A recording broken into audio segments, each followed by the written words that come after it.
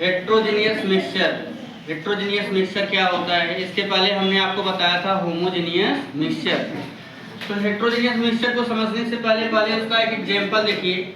जैसे मान लीजिए हमने यहाँ लिख रखा है mixture of stone pieces and sand. Stone pieces क्या होते हैं, उनका साइज बड़ा होता है किसके कंपैरिजन में, सैंड के पार्टिकल के कंपैरिजन। तो अगर मान लो हम सैंड में स्टोन पीस को मिक्स करते हैं तो कहीं पे स्टोन पीस बिग साइज के होंगे, कहीं स्मॉल साइज के होंगे, कहीं पे उनकी क्वांटिटी कहीं ज़्यादा होगी, कहीं पे क्या होगी, कम होगी। मतलब इक्वल अमाउंट में सैंड में आपके स्टोन पीस कभी डिस्ट्रीब्यूट नहीं हो सकते हैं।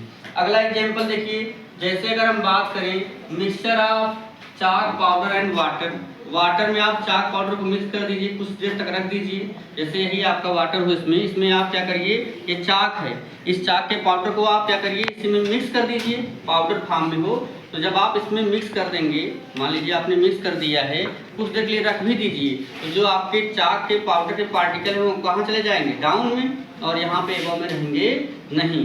तो यहाँ पे आपके ज़्यादा है, यहाँ पे है ही नहीं। बोलिए, मतलब जो कंपोजिशन है वो सेम नहीं है। तो ये भी कैसा होगा, हेट्रोजीनियस मिक्सचर। वाटर ही है, वाटर में आप क्या कर दीजिए, ऐड कर दीजिए सैंड। सैंड जानते हैं ना, हाँ, जिसको रेत बोलते हैं। तो उसी को आप क्या करिए, मिक्स कर दीजिए, वाटर में मिक्स कर दीजिए सैंड को। तो कुछ देर बाद छोड़ देंगे, सैंड कहाँ चली जाएगी, बॉटम में, वाटर कहाँ रहेगा, एबव में। मतलब कंपोजिशन सेम नहीं होगा। अब अगर हम बात करें और भी, जैसे क्लाउड है, तो क्या सभी क्लाउड में वाटर होता है, कहीं पे किसी में कम है, किसी में, हाँ। स्मोक है, स्मोक में भी कुछ जो डस्ट के पार्टिकल हैं वो कुछ बिग साइज के होते, कुछ स्मॉलर साइज के होते। कहीं आग जल रही, राख उड़ रही हो, उसमें आप देखिए जो ऐस राख है, कुछ बड़े साइज के, कुछ क्या होती है, स्मॉल साइज की। स्मोक हो गया। शेविंग क्रीम है ना, इसके अलावा चीज़, पनीर होगी, पनीर में कहीं पे किसी में स्मॉल होंगे, कहीं बड़े होंगे, उसको आप जब प्रेस करेंगे तो उसमें से वाटर क्या होगा, बाहर आएगा। तो हमने देखा कि कहीं पे भी कंपोजिशन सेम नहीं है। तो ऐसे मिक्सचर, सच मिक्सचर देखिएगा, such mixture in which components are non uniformly distributed throughout the mixture, है ना, यहाँ पे और भी होगा, थ्रू आउट द मिक्सचर।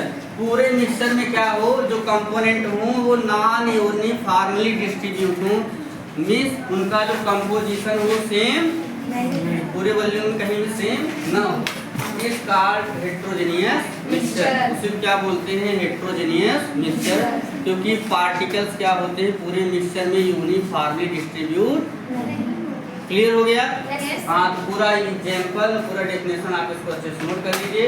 इसके बाद हम जो अगला टॉपिक आपको बताएंगे वो बताएंगे solution, properties of solution and types of solution. इतना क्लियर हो गया?